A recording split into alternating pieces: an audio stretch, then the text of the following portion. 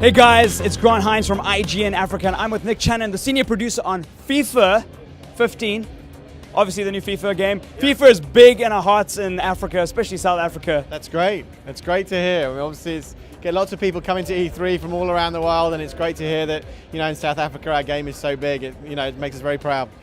Well, yeah, it's massive, and we all love playing it. Now, it's an annual franchise. It comes out every single year. What have you guys done to make it fresh this time round? Only a couple of months after the last one.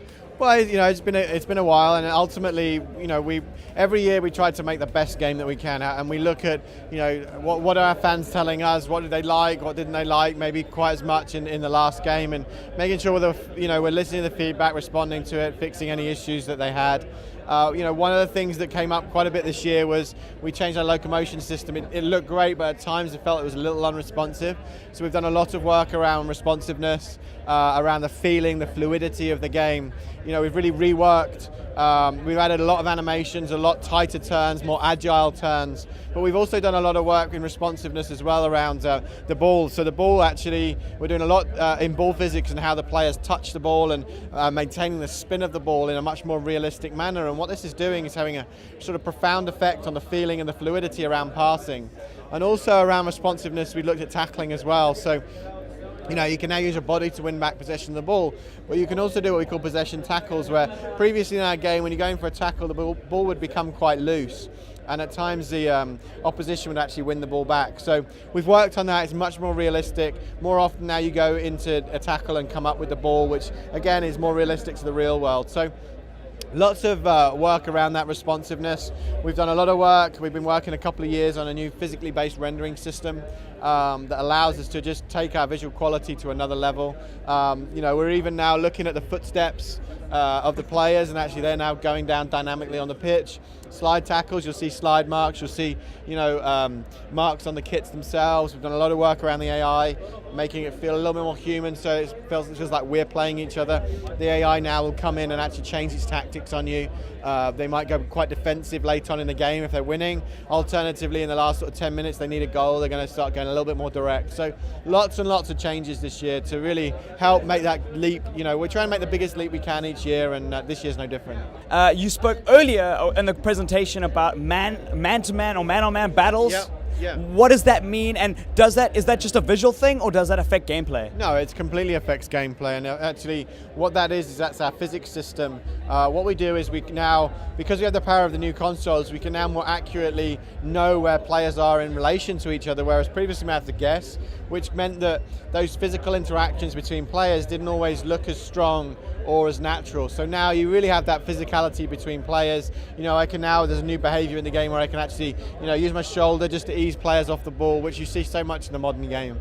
Well, talking about authenticity and how the characters feel, you've included this emotion system. Yeah.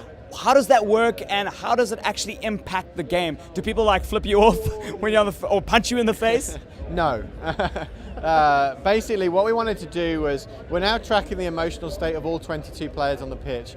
Why we're doing that is, obviously we have great visuals, we've got a new presentation system that we brought in last year, and at times we didn't feel as our players reacted as you would see them when you're watching TV.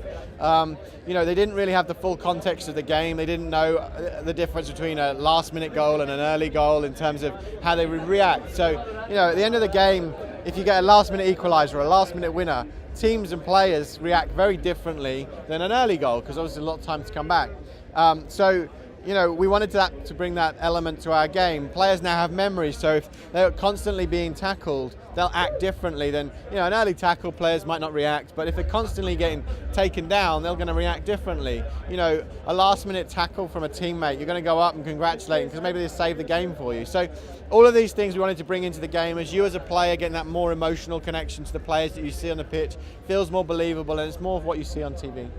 Now, FIFA is also a very competitive sport. It's seen, especially in South Africa, as an e-sport of some sort. Right. Have you guys been thinking about those people and considering them and adding implements to the game that aid that experience? One of the beauties of the game and any sports game is the competitive nature of it. Obviously, people play offline in our game, they play career mode, but lots and lots of people play online.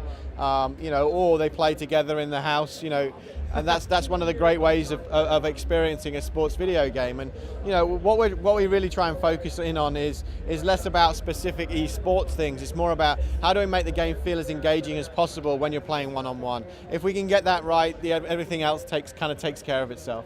That's a great way to see esports in general. I think all games who are trying to see a competitive edge in it and see it as a competitive sport should actually take that into consideration. Thank you very much. No problem. Nice to meet you. Thanks for having me. Do you want to give a shout out to our South African fans? Hey everyone there in South Africa, it's great that you support us and keep playing our game. We feel with FIFA 15 we have another great game and it's feeling fantastic already.